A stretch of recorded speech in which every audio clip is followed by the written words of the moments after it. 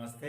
जी नमस्ते सर। और आपका स्वागत साइंस टेक के लेक्चर 33 में।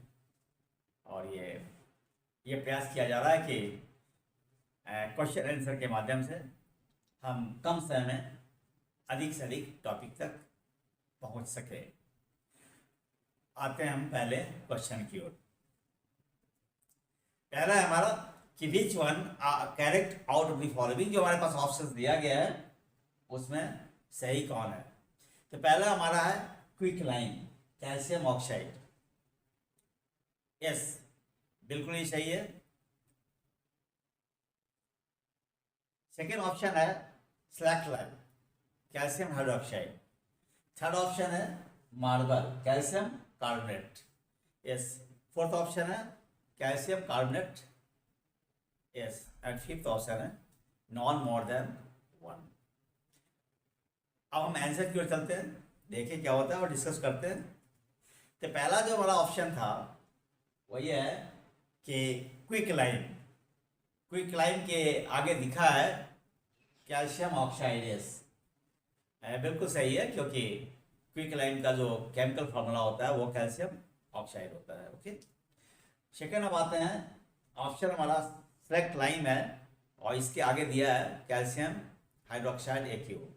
यह भी सही है, क्योंकि स्लैक्लाइन का जो फार्मूला होता है कैल्शियम हाइड्रोक्साइड होता है और क्विकलाइन जब डिजॉल्व होता है वाटर में तो स्लैक्लाइन मिलता है।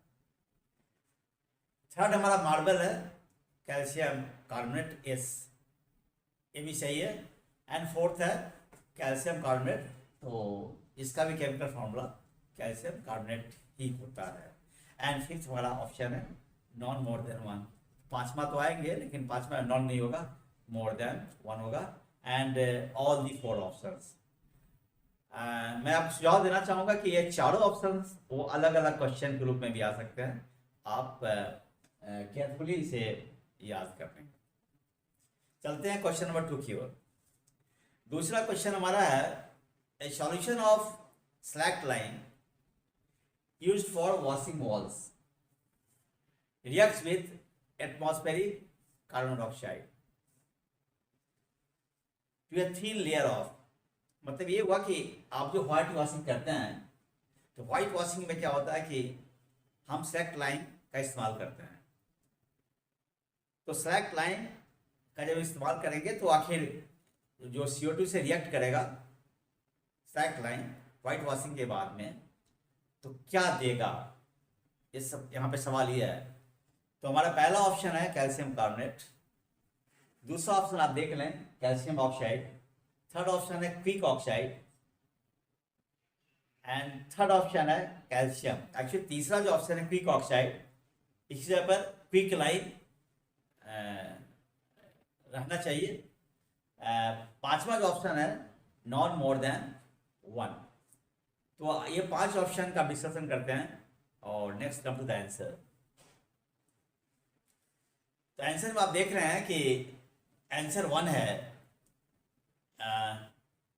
तो मैं बता दूं कि व्हाइट वॉशिंग के बाद में जो चूंकि स्लैक्लाइन का इस्तेमाल होता है, ये वेस्ट गैस का इस्तेमाल होता है स्लैक्लाइन। यह क्या है, एटमॉस्फेयर के CO2 से रिएक्शन दे देता है और रिएक्शन के बाद में क्या होता है कैल्शियम कार्बोनेट बन जाता है और फिर वाटर ही बनता है। तो हमारा क्या है, पहला ऑप्शन हो जाएगा calcium carbonate. Second calcium oxide no. Third quicklime no, quick oxide no. Fourth calcium no and fifth none more than one. इसका तो कोई बात ही नहीं। तो दैट्स आवर आंसर इज कि अगर हम स्लैक्लाइन का इस्तेमाल करते हैं व्हाइट वॉशिंग में तो स्लैक्लाइन एटमॉस्फेयर के CO2 से रिएक्ट करके कैल्शियम कार्बोनेट प्लस वाटर दे। चलते हैं अब तीसरे क्वेश्चन की ओर। थर्ड में क्या है कि डिकम्पोजिशन रिएक्शन इज। तो डिकम्पोजिशन रिएक्शन क्या है, पहला ऑप्शन हमारा एक्सोथर्मिक, दूसरा है एंडोथर्मिक और तीसरा एक रिएक्शन है। इस रिएक्शन में क्या है हमारा कि कैल्शियम कार्बोनेट जो होता है वह गर्म करने पर कैल्शियम ऑक्साइड और कैल्शियम कार्बन डाइऑक्साइड में वह कन्वर्ट होता है। फिर से मैं रिपीट करता हूँ थर्ड ऑप्शन को कि हीट करने पर, गर्म करने पर कैल्शियम कार्बोनेट यह क्या होगा, 2 भाग में टूट जाता है, बढ़ जाता है, वह पहला कैल्शियम ऑक्साइड और दूसरा हमारा कार्बन डाइऑक्साइड। नेक्स्ट ऑप्शन है हमारा कि सिल्वर ब्रोमाइड जो है वो क्या होगा, सूर्य के प्रकाश की उपस्थिति में वह दो पार्ट में बढ़ जाता है, सिल्वर एंड ब्रोमीन में। एंड फिफ्थ जो ऑप्शन हमारा है नॉन मोर देन वन। तो हम देखते हैं और आंसर की ओर बढ़ते हैं। तो आंसर पर बढ़ते हैं, तो इसका आंसर क्या है, 5 है। अब करते हैं पहला तो शुरू मैं बता दूं थोड़ा सा कि डीकम्पोजिशन रिएक्शन क्या होता है। तो डीकम्पोजिशन रिएक्शन का मतलब होता है कि एक सिंगल जो मॉलिक्यूल होता है वो दो छोटे छोटे मॉलिक्यूल में बदल जाता है, टूट जाता है, राइट।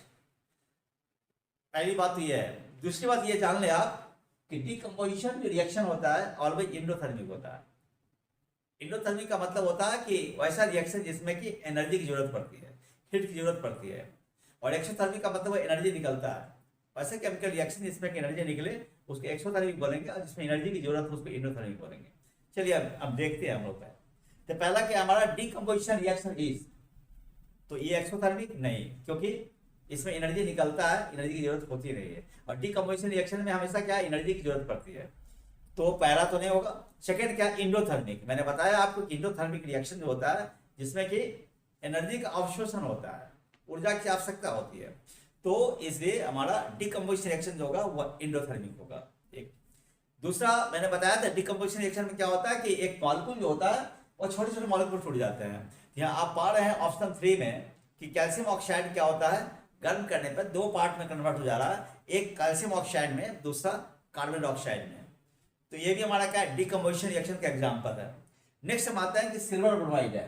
तो सिल्वर ब्रोमाइड में आप देख रहे हैं कि सूर्य के प्रकाश की उपस्थिति में वो क्या है, सिल्वर एंड ब्रोमीन में वो अलग अलग हो जाता है, बढ़ जाता है। तो इसका मतलब this also the example of decomposition reaction. तो पांचवा तो है लेकिन मोर देन वन में आएगा। तो इसमें क्या होगा, डीकम्पोजिशन रिएक्शन के बारे में जो फैक्ट्स दिए गए हैं उसमें 2 सही होगा, 3 सही है, 4 सही। Okay, next come to the question number 4। यहाँ पे हमारा कि विच इज और आर नॉट प्लांट हार्मोन। इसमें से कौन सा प्लांट हार्मोन नहीं है, ये हमारा है। तो ये क्या है, इसमें पहला जो हमारा है नहीं है, ये पता करना है। तो पहला क्या है, ऑप्शन वाला साइटोकिनिन, सेकेंड है एब्सिसिक एसिड, थर्ड है हमारा ऑक्सिन, फोर्थ है गिबरेलिंस एंड फिफ्थ है नॉन मोर देन वन। अब चलते हैं हम आंसर की ओर। तो आंसर को बढ़ते हैं। तो हमारा ये आंसर जो हमारा 5 है। 5 में देख ले हम लोग कि इसमें ऑप्शन 1 जो है साइटोकिनिन, ये भी क्या है हमारा प्लांट हार्मोन है, प्लांट हार्मोन है ये। दूसरा क्या है एब्सिसिक एसिड, ये भी प्लांट हार्मोन है। तीसरा ऑक्सिन, यही प्लांट हार्मोन है। और चौथा हमारा गिबरेलिंस, ये भी प्लांट हार्मोन है। तो दैट्स व्हाई आंसर हमारा जो हो जाएगा more than 1 and all the 4। ठीक है, नहीं है चुनना है हमको, लेकिन ये है, सब है। तो ऑप्शन क्या हो जाएगा हमारा 5 ही होगा। नेक्स्ट हम आते हैं नर्वस सिस्टम यूजेज।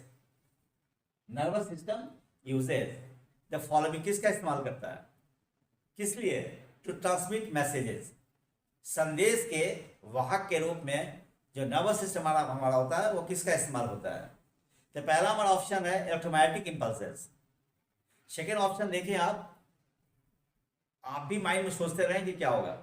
दूसरा ऑप्शन है मैग्नेटिक इंपल्सेस। तीसरा हमारा इलेक्ट्रिकल इंपल्सेस एंड चौथा हमारा है गामा रेज। पांचवा non modern. And all the serial answer. First हमारा क्या है कि किसका इस्तेमाल करता है, तो इलेक्ट्रोमैग्नेटिक इंपल्सेस का इस्तेमाल नहीं करता है, क्योंकि इलेक्ट्रोमैग्नेटिक इंपल्सेस जो होते हैं वो क्या है, वो जस्ट एक लाइट हो गया। सेकेंड हमारा मैग्नेटिक इंपल्सेस, मैग्नेटिक इंपल्सेस का भी इस्तेमाल नहीं करते हैं ये। हमारा राइट ऑप्शन है electrical impulses. And gamma rays neutral होता है, और ये तो हमारा क्या है रेडियो एक्टिविटी में जो रेडियो एक्टिव एलिमेंट डिके होता है, सब जो रेडिएशन मिलता है अल्फा बीटा के साथ गामा में मिलता है, इससे गामा भी नहीं होगा। हमारा राइट ऑप्शन होगा इलेक्ट्रिक इंपल्स। मतलब क्या होगा कि nervous system uses the active impulses to transmit messages. Next, come to the next question. Question number 6. इस बार 2 क्वेश्चन मैंने बढ़ाया है, तो धीरे धीरे मैं प्रयास करूंगा कि क्वेश्चन की संख्या को बढ़ाएं. तो the good conductor of electricity is, विद्युत का बेहतर सुचालक कौन सा, मतलब किससे आसानी से इलेक्ट्रिसिटी फ्लो हो जाएगा. तो पहला हमारा क्या है, ग्रेफाइट. ये सही है, ये कार्बन का एलोट्रोप्स है, तो ये सही है हमारा. दूसरा टंगस्टन, टंगस्टन भी सही है क्योंकि इलेक्ट्रॉन बल्ब में टंगस्टन फिलामेंट का इस्तेमाल होता है. थर्ड जर्मेनियम, क्योंकि ये सेमीकंडक्टर अर्धचालक है, अर्धचालक है, इसमें कंडक्टिविटी जो होती है हमारा गुड कंडक्टर और इंसुलेटर के बीच में होता है, इससे जर्मेनियम भी नहीं होगा. राइट. फोर्थ है हमारा ब्रोंज.